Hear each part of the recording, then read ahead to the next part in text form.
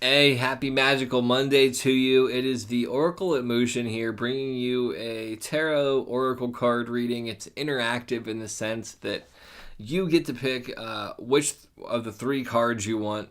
The oracle cards are general ones, and I'd like to say too that the cards that come up, even if you pick a one and the two resonates with you, identify with what resonates to you. There's like no rules to this. It's really about what speaks to your soul, and this is meant to spark intrigue. That being said, if you could ask me questions in the comments, I can incorporate it into future events, or if I do some live videos, let me know if you'd like a live video even.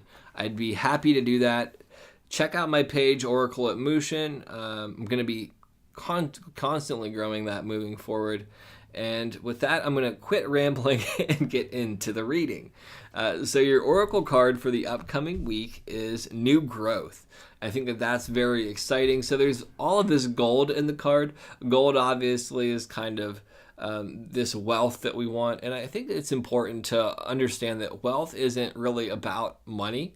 Money can be an aspect of wealth, but wealth is also about security, comfort, connection with other people. There's all of these other aspects of wealth that are overlooked, and I think that there's going to be a lot of new growth in these more intangible aspects of wealth. And then there's also this blue in there. Blue is third eye chakra, so new growth of your intuitive ability to connect to what you want, to get a clearer vision of where you want to go. And then there's these little inklings of turquoise blue, which is communication. And I would say that the communication here is more about listening to everything. There's also this like little spirit wheel up there, and that's really kind of new growth in your connection with spirit in general.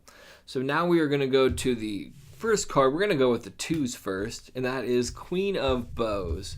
It is the reversed hare. So to me, this is saying that you're not taking some action that you need to. You're kind of stuck in the quickness that you need. There's going to be new growth in the sense of a speeding up of your life and things that are meaningful, and a new growth and kind of creating what you want, tapping into the principle of the hare being a prolific multiplier. So there's going to be that aspect of it too. And then there's the moon in the card.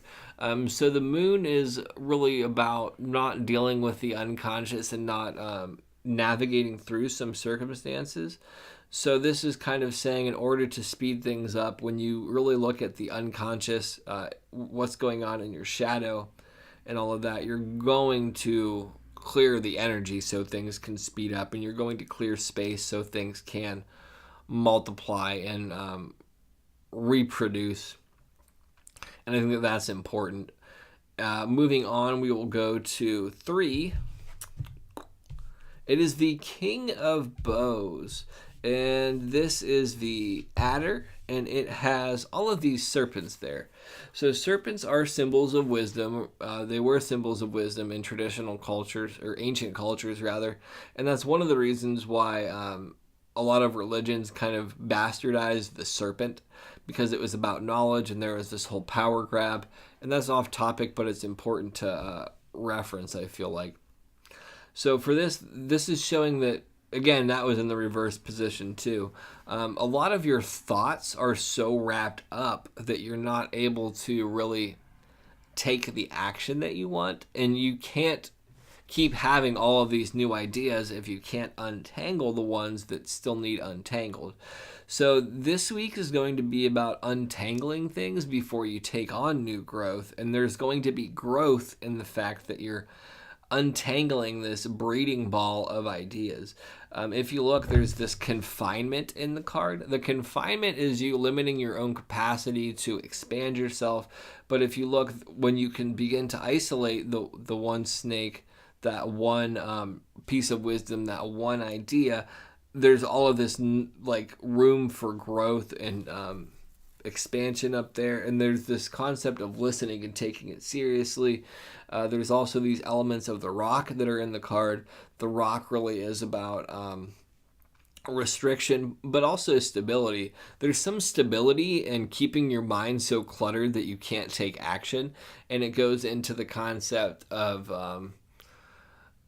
being afraid to succeed or being afraid to fail. So if you keep yourself perpetually on like lockdown because you can't make a decision or you can't accomplish anything, it's a lot easier to just say I never complete anything than it is to say I'm capable of doing this if I unsort this. So yeah, the new growth is untangling those ideas. Now we will move to our threes. And we got decision. This card came up a little bit ago as well. And it's important to remember that our choices will lead to new growth. When we begin to actively make choices on things that matter most, we begin to step into our power. And when we begin to own the results of those choices or lack of making a choice, which is still a choice, we begin to grow in new ways and build momentum. And when you can really step into your decisions and own them, regardless of if they are the right choice or the wrong choice, or even making the right choice or the wrong choice the right choice, there's a tremendous amount of power in there, and there's incredible growth in there. So for our threes, there's this concept of really making wise choices moving forward. And now we will transition to the animal card, and it is the sea serpent in the upside down position. So looking at this since it's in the reversal, so the sea serpent would be this great piece of wisdom that we have. And I think that this, I'm going to tap into what I've been reading by Carlos Castaneda. He talks about this aspect of silent knowledge, and it's something that's inexpressible. And I've talked about this concept on the podcast before, where there becomes a place of knowing or understanding with certain things where you realize you can't express the things. People that know, and people that don't know, don't. And that's what a lot of symbolism in esoteric culture was really trying to represent, to show you that you're on the right path because it's inexplicable in any kind of traditional form of language. And the sea serpent to me is when you begin to go through this process of searching the unconscious, dealing with the water, like dealing with your emotions, letting your emotions settle and getting this clarity, untangling your thoughts so you create this space, and beginning to take responsibility for your own choices. And instead of being in this victim mindset, you begin to access this kind of mythical knowledge that people talk about. And there's this whole concept of one thing, like this one little spurt grows into this mythical knowledge. And that really is what it is when you kind of began. Let me take it to me real quick. Like when I began this process, I had a very small understanding of, I just saw like the fin of the sea serpent. And the more I go, the more of the sea serpent is revealed. It's like the tip of the iceberg. The spiritual journey, when people talk about a spiritual awakening, you're seeing the tip of the iceberg, and it's constantly this understanding that there's way more under the surface. And the sea serpent to me is representing that premise of the awakening process is this great beast, and not beast in a negative way, but there's this great knowledge that you will continually expose more and more of. But the more of it that you expose, the less of it you realize. The more you realize you can't ever see all of it, and the more you realize you don't know about it.